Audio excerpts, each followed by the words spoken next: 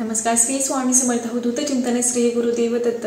तर बघा, आज खरं तर काही वस्तू मी खरेदी केलेल्या आहेत स्वामी महाराजांसाठी. लवकरच गुरुपौर्णिमा येत आहे, त्यामुळे खरं तर ह्या वर्षीची गुरुपौर्णिमा खरंच मी मागच्या एका व्हिडिओमध्ये खरं तर सांगितलं होतं की खरंच खूप खास असणार आहे ही गुरुपौर्णिमा. आणि त्याचबरोबर खरं तर स्वामी महाराज घरी आलेले आहेत आणि महाराजांना हीच खरं तर प्रार्थना केली होती की महाराज ह्या गुरुपौर्णिमेला तरी तुम्ही घरी या. आणि खरंच आज तो खरं तर दिवस म्हणजे नाही का की महाराज घरी आलेले आहेत. आणि त्यातनं पण तुम्हाला सांगायचं आहे की हा दिवस खास का आहे. बघा की गुरुपौर्णिमा प्लस गुरुवार आहे आणि त्यातून सुद्धा मेन म्हणजे या दिवशी खरं तर माझा वाढदिवस. आणि तेच मी महाराजांना बोलले होते की महाराज म्हणजे नाही का मी खरं तर 21 पारायणाचा संकल्प केला होता आणि महाराजांना हे देखील बोलले होते की तुम्ही त्या दिवसापर्यंत ह्या वर्षी तरी तुम्ही घरी यावं. कारण मी त्या 3.5 वर्ष होऊन गेले मी महाराजांची सेवा करते. माझ्याकडे खरं तर महाराजांचाच फोटो आहे, पण माझी इच्छा होती की महाराजांची मूर्ती मला घ्यायची होती.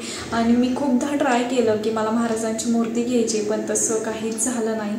पण कसं असतं ना, आपण किती ठरवलं किंवा कितीही काय केलं तरी सुद्धा शेवटी महाराज कोणाच्या आयुष्यात कसे जातील ते खरंच सांगता येत नाही. आणि महाराज खरं तर आत्तापर्यंत एक प्रकारे माझी परीक्षाच बघत होते की एवढं हे करून सुद्धा, त्रास देऊन सुद्धा, म्हणजे परीक्षा घेऊन सुद्धा तू माझी सेवा किती करते ती. आणि त्याचबरोबर की बघा, महाराजांना मी एकच बोलले होते की महाराज तुम्ही या माझ्या वाढदिवसाला, तरी मला काही नाही मला गिफ्ट दिलं तरीही सुद्धा चालेल, पण तुम्ही माझ्या आयुष्यात या, तुम्ही घरी या, हेच महाराजांना खरं तर बोलले होते. महाराज खरंच आज घरी आलेले आहेत. आणि खरं तर गुरुपौर्णिमेच्या दिवशी खरं तर महाराजांची खूप जोरदार तयारी चालली आहे गुरुपौर्णिमेची. आणि त्यात महाराजांना काही घेतलेलं आहे साहित्य मी किंवा वस्त्र, तर ते सुद्धा मी आज तुम्हाला दाखवणार आहे. तर बघा, हे कुठून घेतलं जरी तुम्हाला पाहिजे असेल तरी सुद्धा तुम्ही मला कॉमेंट बॉक्समध्ये मेसेज करू शकता. तर बघा, हे सर्व काही साहित्य मी खरं तर घेतलेलं आहे. आता हे महाराजांसाठी खरं तर मी वस्त्र घेतलेलं आहे. तर ह्याच्याबरोबर कंठाटोपी सुद्धा आलेली आहे. खरं तर एकच घेतलंय, बाकीची पण घ्यायची होती, पिवळी किंवा केसरी वस्त्र घ्यायची होती, पण माझं म्हटलं की आत्ता सध्या तरी मी हेच घेतलेलं आहे रेड कलरचं. आणि ह्यावरती खरं तर कंठाटोपी सुद्धा आहे. आणि आजच खरं तर महाराजांच्या मूर्तीवरती प्राणप्रतिष्ठा केलेली आहे. आणि खरं पूजा झाल्यानंतर, अभिषेक झाल्यानंतरला महाराजांना खरं तर कंठाटोपी घातली, बाकी वस्त्र वगैरे काहीच घातलेले नाही आहेत. कारण म्हटलं की हे फक्त मी गुरुपौर्णिमेलाच घालणार आहे, त्यानंतर घालेलच, पण खास करून तर गुरुपौर्णिमेला हे घालणार आहे वस्त्र. आणि खरंच म्हणजे नाही का, तुमच्याही घरात खरंच महाराजांना गुरुपौर्णिमेला तुम्हाला घरी आणायचं असेल महाराजांना, तर ते प्राणप्रतिष्ठा कशी करायची किंवा अभिषेक कसा करायचा त्याबद्दल सुद्धा व्हिडिओ लवकरच आपल्या चॅनलवरती येईल. तर बघा, हे खरं तर वस्त्र घेतलेलं आहे आणि खरंच खूप छान क्वालिटी आहे. आणि कंठाटोपी देखील खूप छान आहे. खरं तर फेटा घ्यायचा होता, पण त्यांच्याकडे शॉपमध्ये ते अवेलेबल नव्हता, त्यामुळे खरं तर फेटा नाही घेतला मी.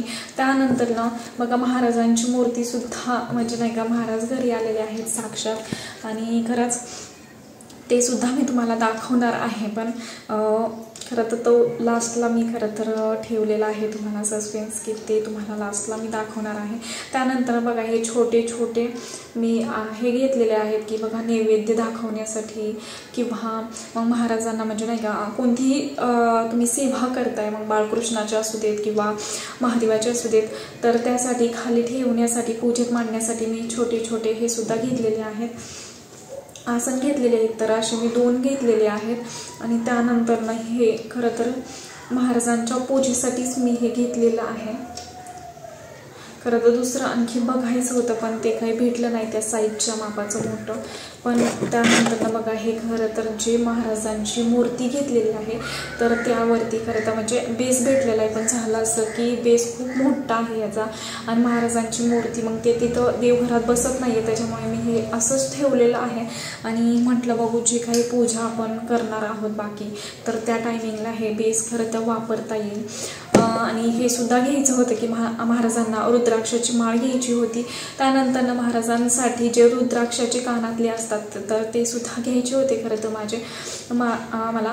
पण झालं असं की त्या शॉपमध्ये खरंच नव्हते आणि खूप इच्छा होती, खूप ठरवून गेले होते की हे घ्यायचं आहे ते घ्यायचं आहे, पण ते खूप विचारलं पण त्यांच्याकडं ते अवेलेबल नव्हतं. ते म्हटलं आम्ही ठेवत नाही आहे. तर आता चाललं आहे की महाराजांच्या केंद्रात जेव्हा जाईल त्यावेळेस खरं तर जर जमलंच गुरुपौर्णिमेच्या आधी जाणं तर तेव्हाच मी महाराजांसाठी रुद्राक्षाची माळ आणि हे घेऊन येईल खरं तर कानातले महाराजांसाठी रुद्राक्षाचे. आणि त्यानंतर जर फेटा भेटलाच तर खरंच खूप छान. तर ती सुद्धा इच्छा आहे माझी की महाराजांसाठी मला ते घ्यायचंच आहे.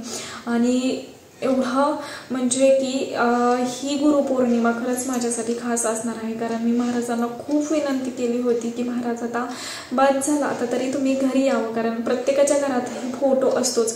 तसंच माझ्याही घरात होता, पण मला महाराजांची खूप सुंदर आणि क्यूट खरं तर मूर्ती आणायची होती. त्यामुळे खरं तर खूप महाराजांनी वेळ घेतला आणि खरंच फायनली महाराज घरी आले.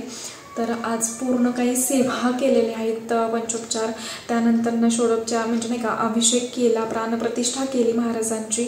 आणि त्यानंतर खरं तर महाराजांना आज गुरुवार आणि आजच खरं तर महाराजांना देवघरात स्थानापन्न केलेलं आहे.